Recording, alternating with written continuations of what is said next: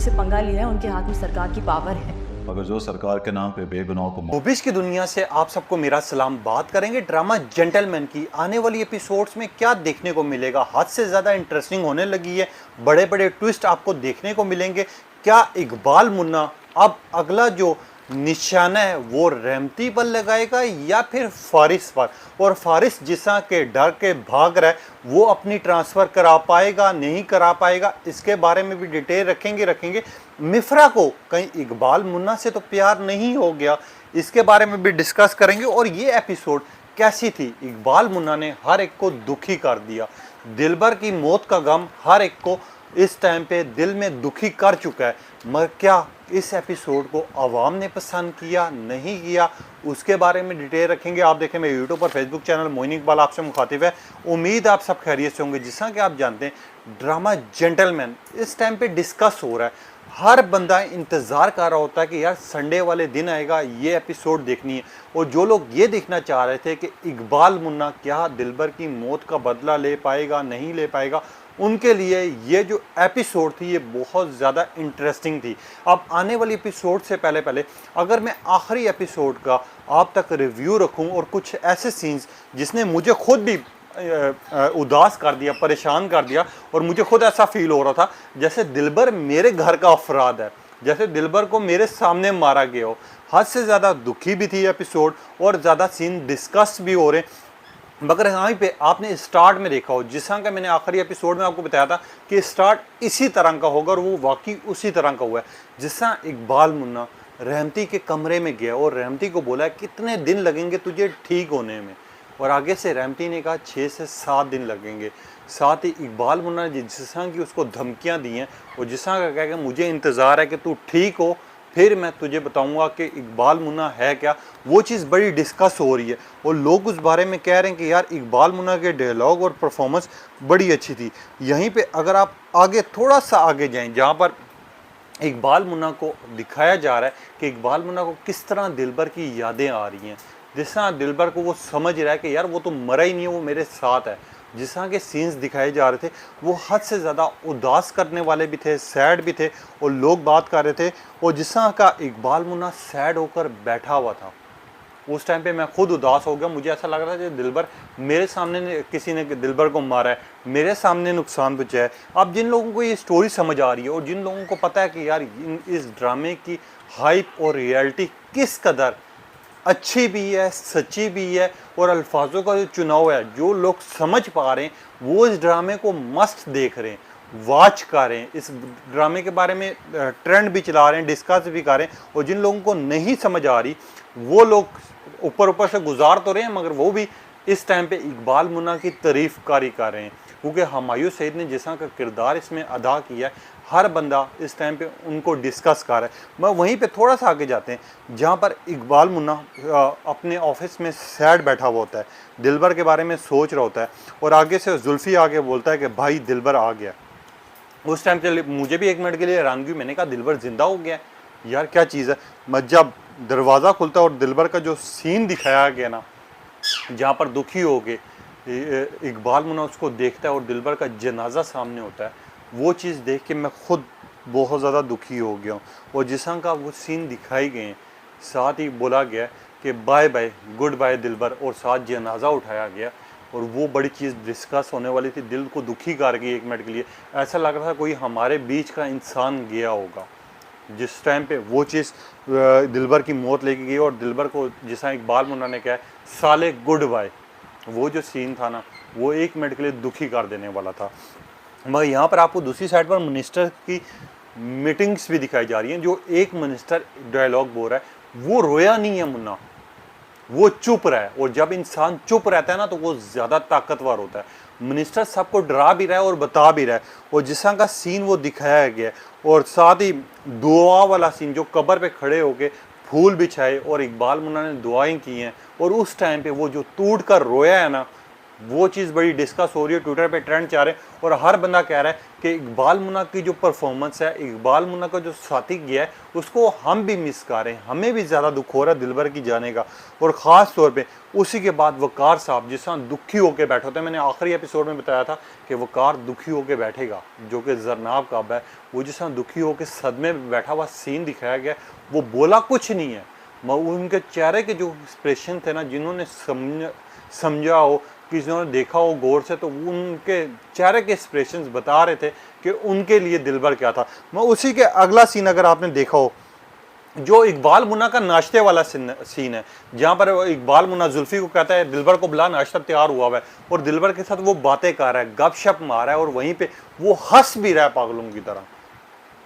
वो उस टाइम पे जब हंस रहा था ना, वो जो दिलबर के साथ उसकी गुफ्तगू थी, वो जो बातें थी, वो उस टाइम पर हर बंदे को इस कदर दुखी कर रही थी ना, कि ये एपिसोड जो थी, ये बेसिकली ऐसा लग रहा था जैसे कोई अपना गया हो और उसका दुख आवाम को हो रहा हो। अब ये चीज़ ट्रेंड जा रही है, जिस तरह के सोशल मीडिया पर क्लिप शेयर किए जा रहे हैं और जिस तरह का मजाक उड़ाया जा रहा है और जिस तरह के अप्रिशिएट किया जा रहा है इकबाल मुन्ना को, दिलबर की परफॉर्मेंस को, कि दिलबर का साथ बैठे होना और इकबाल मुन्ना का नाश्ता करते हुए उसके साथ बातें करना, ये सीन्स बड़े डिस्कस हो रहे हैं।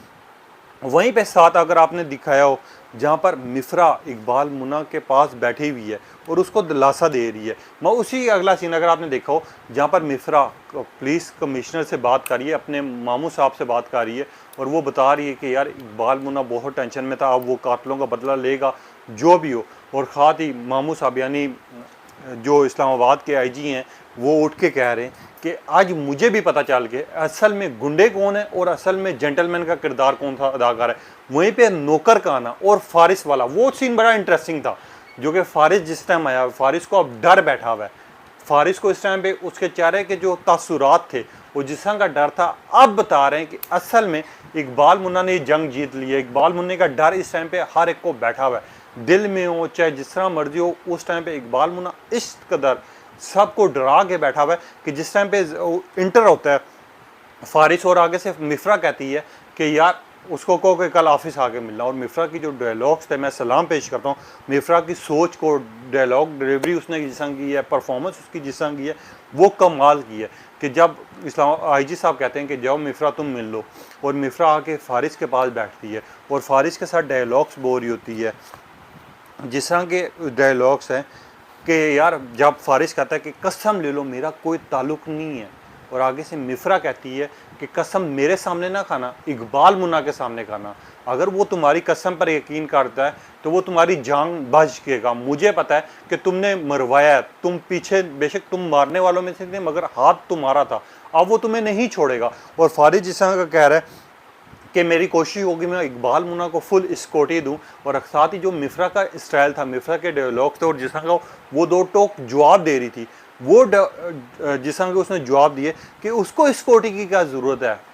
फारिस, स्कोटी को तो तुम लोगों को ज़रूरत पड़ेगी। हाँ, अगर मैं तुम्हें एक ऑप्शन दूं, अगर तुम जान बचाना चाहते हो तो इकबाल मुन्ना को ढूंढ कर तुम मार दो, नहीं तो अगर उसने ढूंढ लिया तो वो अब तुम्हें नहीं छोड़ेगा। जो फारिस के चेहरे पे डर थे ना, और फारिस के तासुरात थे चेहरे के, और वो जिस तरह की कस्में खा रहा था, वो जिस तरह की बातें कर रहा था, ऐसे पता लग रहा था कि जिस तरह का अगला जो टारगेट है ना वो फारिस का है। इस टाइम पे फारिस नहीं बचेगा। मिफ्रा का जिस तरह का जवाब उसको देने का स्टाइल था, वो बड़ी डिस्कस हो रही हैं, और मिफ्रा का इस टाइम पे लोग ट्रेंड भी चला रहे हैं, लोग डिस्कस भी कर रहे हैं। इस टाइम पर एक चीज़ जो मिफ्रा की बात थी वो मेरे दिल को छू गई, जिस तरह के वाकई कहते हैं कि लफ्ज़ों का चुनाव इस ड्रामे में बहुत बड़ी चीज़ होती है, बहुत बड़ा काम होता है। जिस तरह का मिफ्रा ने कहा कि अगर तुम मेरे लिए कुछ करना चाहते हो, मुझे खुश करना चाहते हो, मुझे अपने साथ रखना चाहते हो, तो जाओ किसी तरह दिलबर को ज़िंदा करके ले आओ, ये काम तुमसे नहीं होगा। डीसीओ साहब कह के उसने जिस तरह इसको बेइज्जत किया ना प्यार से, मेरा दिल उस टाइम पे बड़ा खुश हुआ है। उस टाइम पे मैंने सोचा है कि यार वाकई, और जिस तरह का अगला सीन आया है जरनाब और इकबाल मुन्ना का, जिस तरह का पूरी सब एपिसोड्स में ना ये सीन जो था ना, वो मुझे खुद भी उदास कर गया, अवाम को भी उदास कर गया कि मिफ्रा जरनाब और इकबाल मुन्ना जब आमने सामने आते हैं और कहता है कि आई एम सॉरी जरनाब, मुझे माफ़ कर दो, जिस पे जरनाब पूछती है कि माफ़ी किस चीज़ पे मांग रहे हो। आगे से दिलबर ये बात करता है, और ये आगे से इकबाल मुन्ना उसको कहता है कि माफ़ी इस वजह से कि संडे वाला दिन था, मुझे याद नहीं था हमारा निकाह है, हम निकाह किसी और इतवार को कर लेंगे। यार वो जो सीन था ना, वो इस टाइम पे सबको सैड कर गया। और वो उस तरह कह के इकबाल मुन्ना का जाना, वो जो चीज़ थी ना, और जो उदासी जरनाब के चेहरे पे थी और बेबसी जो जरनाब के चेहरे पे थी ना, वो बहुत कुछ एक्सप्लेन कर रही थी, बहुत कुछ बता रही थी। मगर वहीं पे आपने जिस तरह का रहमती वाला सीन देखा हो, उसी के आगे जिस तरह फारिस रहमती को कॉल कर रहा और रहमती को कह रहा है कि यार कितने दिनों में ठीक हो रहा है, और आगे से रहमती कह रहा है मैंने तो अब ठीक ही नहीं होना, मैं क्यों ठीक हूँ, मैंने तो अब ठीक ही नहीं होना, मैं अगर चलने लगा तब भी मैं सामने नहीं आऊँगा। जिस तरह के वो डायलॉग से बड़े इस टाइम पे हिट हो रहे हैं, डिस्कस हो रहे हैं और लोग इस बारे में तबसरे कर रहे हैं। वहीं पे अगर आपने अगला सीन देखा हो जहाँ पर रहमती को इकबाल मुन्ना कॉल कर रहा है, और वो जो सीक्वेंस था ना कि वहाँ पर डॉक्टर खड़े हुए, रहमती चलना शुरू हुआ और साथ ही इकबाल मुन्ने की कॉल आना और कहना कि सुना तू चलने शुरू हो गया, तू जितने कदम चलेगा ना मौत तेरे करीब उतनी आएगी। एक सवाल का जवाब दे दे रहमती कि किसने मारा इकबाल मुन्ना को, शायद